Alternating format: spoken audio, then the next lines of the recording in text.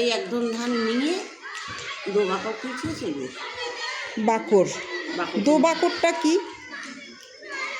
ধানটা যখন মোল হ্যাঁ, তখন আরও এক বানা, আচ্ছা, আরও এক বানা দিন হ্যাঁ একটা শকশকার মতন হ্যাঁ ছুঁয়েছিল, হ্যাঁ ছুঁয়ে একটা ঝাড়ি ঝুড়ি একটা টান করে ছুঁয়েছিল।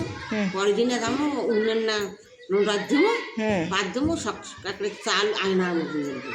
ও, তার মানে ওটা এক বাকর, দো বাকর, তিন বাকর এরকম হয়।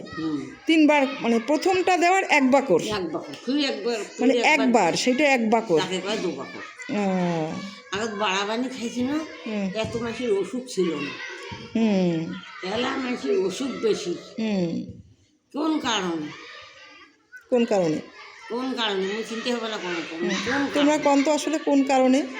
কোন কারণে আগে তোমরা বাড়াবানি খাইছি অকেরি চালের ভাত খাই হুম হুম হাতে ধান উঠেই শুকেই হাততে বানি আনদি হুম আনদি খাই, কোনো রোগ নেই। হুম এই যে যখন বিটি ধান হইবে হুম সব বিটি ধান ওটে ভাজবো, ওটে উঠাবো, ওটে কেন অন্য দিয়ে এক ভাতের সঙ্গে ওই ভাতের মাঠ দিয়ে সেদিন প্রথম খাওয়া যায়।